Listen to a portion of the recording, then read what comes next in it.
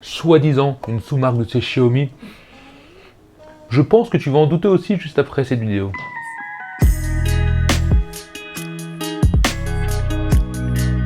Bah oui, premier doute, c'est déjà au niveau des finitions. Qui, de nos jours, secoue un vidéoprojecteur? Moi, ça m'arrive. Et oui, clairement, au niveau des finitions, c'est pas ouf, hein. Tu me diras, c'est un vidéoprojecteur. Mais voilà, on est quand même sur du plastique basique, on a l'impression d'avoir plutôt un jouet entre les mains. C'est pas nul, mais je m'attendais à mieux. Quand on dit Xiaomi, pour moi, voilà, c'est du haut de gamme en finition, même dans les pas chers, bah là, ça l'est pas. Mais il a quand même l'avantage d'être tout compact, tout petit, tout rikiki, parce qu'on est seulement sur 11 cm de large, hein, une profondeur de 15 et une hauteur de 14. Bon, après, je vais pas me plaindre, j'ai eu la chance de le tester grâce à Zoom France, hein. Je sais pas si tu connais Zoom France, je te mets les liens en dessous. C'est un site où t'as plein de produits du monde entier à des prix plutôt attractifs, avec surtout une sécurité de l'achat et un service après-vente qui fonctionne. Donc n'hésite pas à aller voir, tu auras les liens en description. Bon, comme je t'ai dit, les finitions sont pas dingues, certes, on est d'accord, mais on est quand même sur un tarif agressif. C'est un vidéoprojecteur qui est entre 150 et 200 euros. La version globale, hein, tu peux l'avoir moins cher quand c'est pas global. Bon, là on est sur le T2 Max, et faut dire qu'au niveau du prix, c'est quand même sympathique. Surtout pour un vidéoprojecteur en Full HD natif. Oui, je dis global parce qu'on est sur la version Android 9, donc avec la langue française, ça c'est bien, donc tu as toutes les applications à l'intérieur, etc.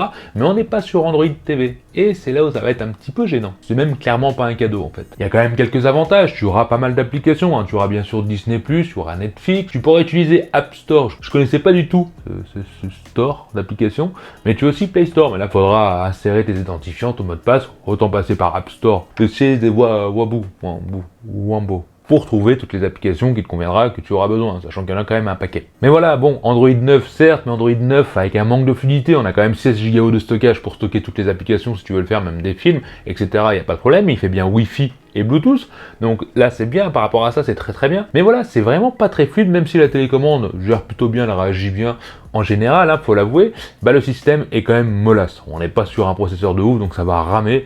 Et c'est vraiment pas ouf au final. Après ça fonctionne bien, c'est juste que j'aime bien quand c'est très fluide. Et voilà, là où ça va embêter tout le monde, hein, moi et toi certainement, c'est sur Netflix. Parce que oui, on aime tous regarder Netflix, d'ailleurs dis-le moi dans les commentaires, tu préfères Netflix, Disney+, petit débat en même temps. Et ben Netflix ne sera pas en Full HD, et là ça va venir gêner parce qu'on n'a pas la sécurité, je sais plus le nom, hein, j'ai oublié, mais je suis sûr que toi tu le sais, tu vas me le dire dans les commentaires.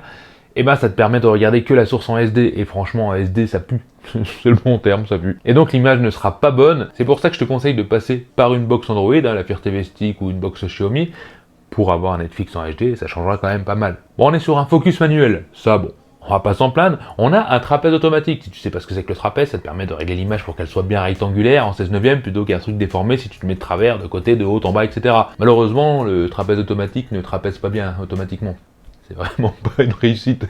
Donc il faudra passer en manuel, mais là en manuel tu as tellement d'options, de possibilités, de zoom numérique et tout ça, qu'au final tu peux régler parfaitement bien ton image, que tu mets ton vidéoprojecteur de travers, à gauche, à droite, t'es pas obligé d'être parfaitement en face, et ça c'est vraiment pas mal, sachant que tu peux aussi le retourner, l'accrocher au plafond, hein, parce qu'il y a bien sûr la partie en dessous pour pouvoir l'accrocher, le pas de vis là où tu peux visser un trépied ou l'accrocher au plafond pour un support, et ça c'est vraiment très bien. Au niveau des réglages pour l'affichage de l'image, c'est top pour ce tarif, sachant que tu peux aussi régler la colorimétrie, le son, etc. Bon, un peu comme tous les autres, hein, maintenant, sache qu'il y a quand même beaucoup de réglages et je trouve ça très agréable. Les réglages ne font pas tout et on va quand même passer à l'image et je vais attaquer par le mauvais, Netflix, comme je t'ai dit il y a 2 minutes. Alors je sais pas si tu arrives à t'en apercevoir là sur l'écran, j'ai fait de mon mieux pour te le filmer, mais clairement, c'est pas ça. Netflix, c'est pas ça en source SD. Avoir un truc Full HD pour regarder en source SD, ça vaut pas la peine, on passe sur une box Android.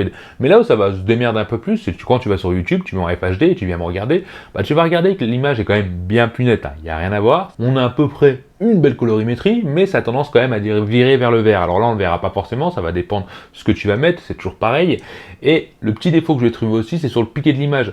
Vu que ça manque un peu de luminosité, on est quand même sur 200 lumens, ce qui n'est pas ouf, hein, mais pour ce tarif, on va pas s'en plaindre, et ben on manque de contraste, donc on manque de profondeur dans l'image, et c'est vrai qu'on a ça manque de lisse. J'ai l'impression que ça veut trop faire de détails au final, et on va voir toutes les imperfections, et je trouve pas ça ouf du tout, vraiment. J'ai testé des vidéoprojecteurs en 720p, hein, d'ailleurs je te mets ici, bon qui coûte bien plus cher certes, mais l'image est carrément plus belle. Comme quoi, c'est pas la taille qui fait l'image. C'est clair, on est sur un entrée de gamme, l'image pour un entrée de gamme est plutôt convenable, surtout en FHD, ça c'est bien. Le seul vrai défaut par rapport à l'image, c'est si tu as une image avec du mouvement des villes ou panoramique, etc., tu auras du saccadement. Et le saccadement, ça peut être gênant. Et peu importe la source, hein, que ce soit en USB, etc., tu auras ce saccadement, qui est certes pas vraiment gênant en soi, mais si tu veux jouer à des jeux vidéo, etc., non, là ça va commencer à être vraiment gênant, et c'est pas fait pour ça. Tu pourras regarder un film le soir, si tu veux pas un truc de malade, Pour ce tarif, c'est vrai que ça dépanne pas mal et tu peux te faire des bonnes soirées. Sachant qu'il y a un son intégré en stéréo, on est sur 2 haut-parleurs, 3 watts de chaque côté, et le son est pas dégueu du tout, hein. Pour un truc entrée de gamme, ça fait mieux qu'un vidéoprojecteur que j'avais acheté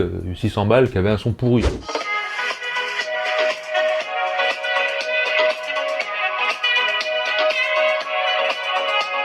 Mais là où ça m'est aussi un petit peu gêné, c'est par rapport au bruit, parce qu'on a 3 ventilos à l'intérieur qui sont plutôt petits, mais qui envoient quand même de la papite. La papite. La papite. D'où vient ce mot de la papite?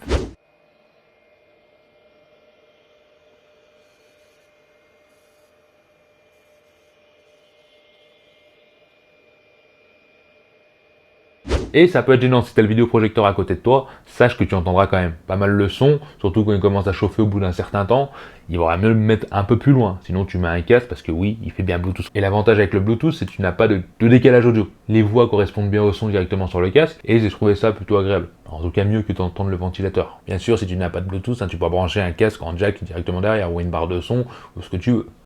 Si on devait condenser un peu tout ça, on peut dire que les points positifs, c'est les réglages. Pour ce tarif, tu peux tout régler. C'est vrai qu'on n'a pas de zoom optique, mais on a quand même un zoom numérique, donc c'est quand même très bien. On a un Wi-Fi efficace et un Bluetooth aussi efficace. C'est vraiment très bien. Le son stéréo, même s'il est loin d'être ouf, on est d'accord, ça dépanne et ça fera l'affaire pour beaucoup de monde. Et bien sûr, à ce tarif, une résolution Full HD, on va pas s'en plaindre. Par contre, on a beau être sur du Full HD, c'est pas forcément mieux qu'avoir du 720p si c'est de meilleure qualité. On a une image qui tourne un peu au vert. Pour le tarif, je m'attendais pas à un moins bien. Ça, c'est clair. On a aussi la luminosité qui vient être un petit peu juste, mais ça pour le tarif c'est un peu normal et ça vient donc affecter un peu l'image, la netteté, les contrastes, etc. Et troisième point négatif, c'est le bruit comme je t'ai dit.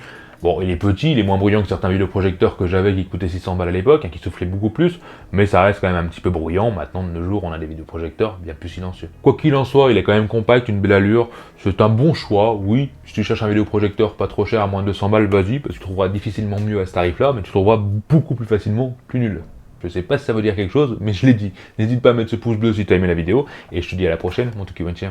Bye. Allez, à vous, t'as aimé la vidéo. Lâche-moi un petit commentaire en dessous pour me dire ce que t'en penses. Abonne-toi, sinon tu seras marabouté par les yeux de Tokiwanchien toute ta vie. Viens vite me rejoindre sur les réseaux sociaux et mate ma dernière vidéo juste ici. Allez, je compte sur toi pour la prochaine vidéo. Bye bye.